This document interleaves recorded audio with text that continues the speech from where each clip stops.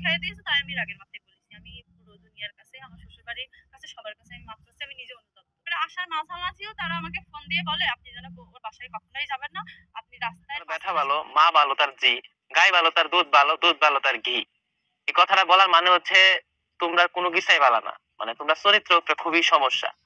তুমি যে গুলশানে কাম করতা, মানে ভাবি শুনেন, এখন তো ভাবি, আপনি যে গুলশানে কাজ করতেন, এটা কি আমরা কেউ জানতাম? বাংলাদেশের মানুষ কেউ জানতো? আপনার দাম আগে মনে কম ছিল, এখন নাকি তার কাছে আসছেন যে ওই রেটটা আরো বাড়ানোর জন্য। কোন রেট বাড়ানোর জন্য আসছেন? এগুলা কেউ কি শিখিয়ে দিছে? কোন সাংবাদিক শিখিয়ে দিছে? মানে এমন ভাবে আপনারা আপনারা মিয়া কথাবার্তা বলতেছেন যে হচ্ছে আপনারা দুধের দোয়া তুলসী পাতা, মানে ভাজা মাছটা উল্টায় খাইতে পারেন না, মানে আপনাকে মানে ফিল্টার খাওয়া দিতে হচ্ছে। এগুলা কথাবার্তা বললেন না। তাহলে আপনি যার সামনে দাঁড়ায় কথাগুলা বলছেন, ও কিন্তু আলম হাসান। ও আপনি আপনার মতো আর হচ্ছে যে বলছেন আপনি যাওয়ার পরে নাকি ওরা 14টা মেয়ে বিয়ের প্রস্তাব দিছে। ও বিয়ে করতে পারবে, কিন্তু আপনি আপনি বিয়ে করতে কষ্ট হবে, এটা মনে রাখেন।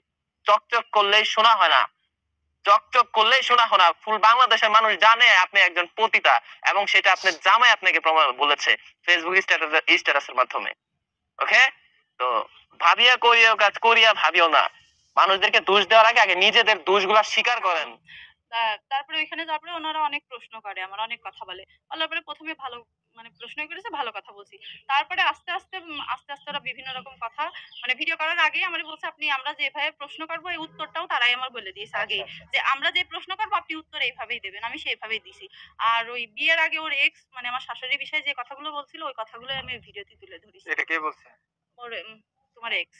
না, উনি উনি যে কথাগুলো বলছিল, এই কথাগুলো কে বলতে বলছে? কারণ সেম কথা হয়েছে একরকম। এই কথা ওই যে যারা আসছিল সাংবাদিক, ওরাই হলো তার এক্স এর লোক। মানে ওরা বলছিল যে আপনি যদি ইচ্ছা করেন তাহলে তার সাথে দেখা করতে পারেন, মানে মাঝামাঝি, ভিডিওর মাঝামাঝি। আবার ও মানে ওই ওনারে ওইখানে নিয়ে আসবে, তাই না? তারপর দুইজন একসাথে করে ভিডিও বানাইবো। আমার সাথে দেখা করাবে। তো আমি বলছি, না আমার হাজবেন্ড তো এখন আছে, আমি কেন দেখা করবো, আমি চলে যাব। তখন বলছে যে আমার হেজাব মাথায় দিয়া ছিল, খুব জোরপূর্বক আমার হেজাবটা খুলে আমি মাথায় উন্না দিই। একটা মেয়েও আসছিল, হ্যাঁ ইউটিউবার। টোটালে কতজন ইউটিউবার ছিল?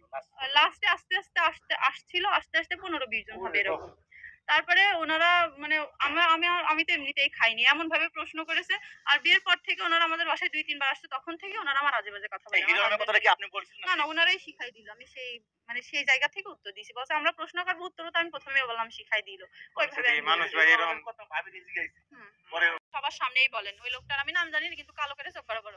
ওই লোকটা আমার বলছে, শোনেন আপনার কোনো টেনশন করার দরকার নেই, আলম যদি আপনার নাও নেয়, আমার একটা ভাইয়া লন্ডন থাকে, সে আপনার খুব পছন্দ করেছে, সে আপনাকে বিয়ে করবে। আপনি কিন্তু বাসায় যে যখন আপনার সমাধান হবে আপনি আমাকে কল দেবেন। চিন্তা করে দেখেন যে গাছে কাটাল গুপে তেল, ওনাদের সারাসারি হয় নাই, ওর ভাই লন্ডন আছে, আমেরিকা আছে, হেরাতে বিয়ে দেবে, এই হলো অবস্থা। আচ্ছা আলম ভাই, এই যে আপনাদের এই ভাই, আমি এত লোক লাগলে কেমনে সংসার করুম কোন? আমার এলাকার লোক জড়িত, কিছু প্রভাবশালী লোক জড়িত, বাইরের লোক জড়িত, ওইখানকার লোক জড়িত। আমি একটা মানুষ আমি কেমনে কন্ট্রোল করুম এত লোক লাগলে? আচ্ছা ভাই, লাস্ট একটা প্রশ্ন, সেটা হলো কি যে আপনাদের দুইজনের গ্যাঞ্জামের পরে কিন্তু একটা ভিডিও আপলোড হয় নাই। না, করি নাই। এখন আজকে এই ভিডিও আপলোড হবে। হ্যাঁ, আপলোড হবে, কিন্তু এই আপলোডের মানে এই আপলোডের ফাঁকে, আজকের তো আপলোড ফাঁকে যে মানুষ অনেকে স্ট্যাটাস দিছে যে আপনাদের দুজন ছাড়াছাড়ি হয়ে গেছে, মানে তাদেরকে আমি বলি ভাই, ওনাদেরকে বলি, ওরে যদি আমি এত অপরাধের পরে ক্ষমা করতে পারি, ওই ওই যে শর্মিলা, যে ওই মেয়েটার ভিডিওর জন্য, পোস্টের জন্য কিন্তু ওরে আমার থানায় যাওয়া লাগতেছে, ওর ব্যাপারে অভিযোগ করার জন্য। ওই গিয়েছিলাম।